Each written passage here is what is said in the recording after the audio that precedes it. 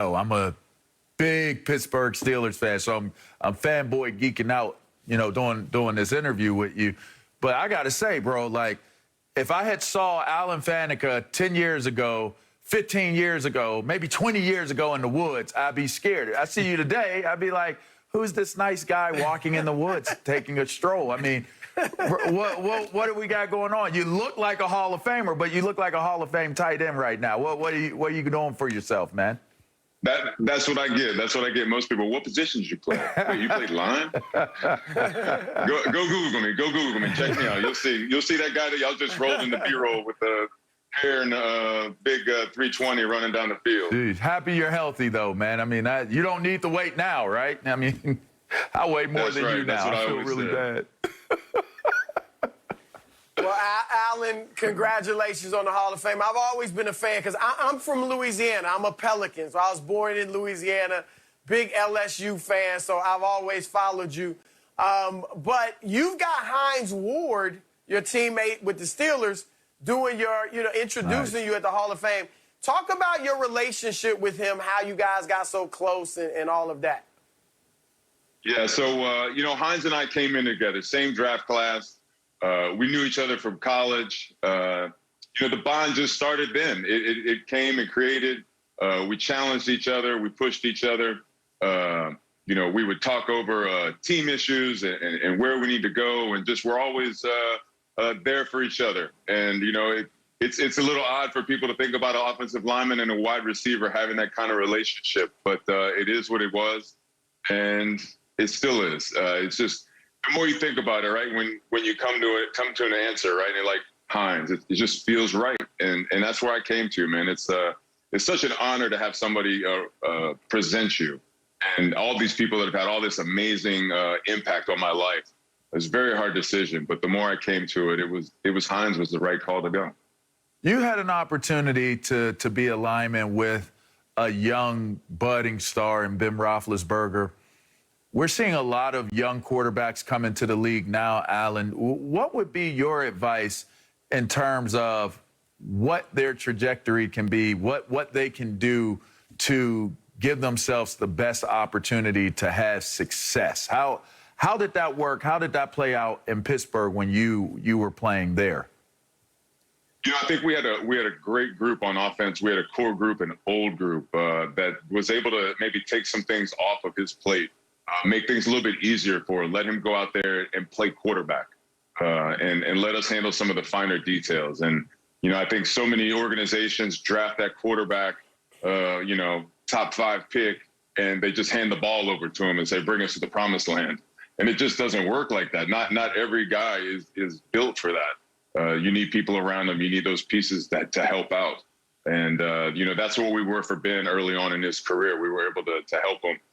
And help him blossom into where he is right now, which is, one of the best quarterbacks ever to put on the black and gold. Mm-hmm.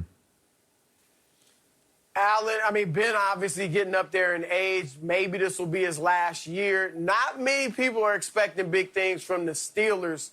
What do you think we're going to see from them this year? And, I know you only played for Mike Tomlin for 1 year, but he's never had a losing season. So how do you think his coaching will impact this year? And, can they surprise people and have a very good season? I think it's the easy pick is to count us out. And I think it's the wrong pick. Knowing Mike, he's not going to let that happen. He's been driving that train since the season ended last year. So he's been driving and pushing and making all the right calls, I'm sure, to push his team and organization to get them fired up through those OTAs. I guarantee you those OTAs were not boring this year.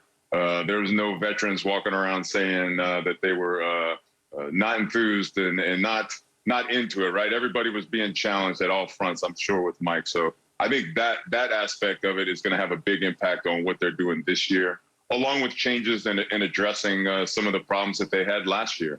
Some of those problems came down to a line that you were an anchor on. At some point, everybody said if they can't run the ball, they can't get to the Super Bowl. They can't run the ball. They can't. This offensive line, there was a lot of scrutiny. They're heading into a game against a team that also had a lot of scrutiny with their offensive line.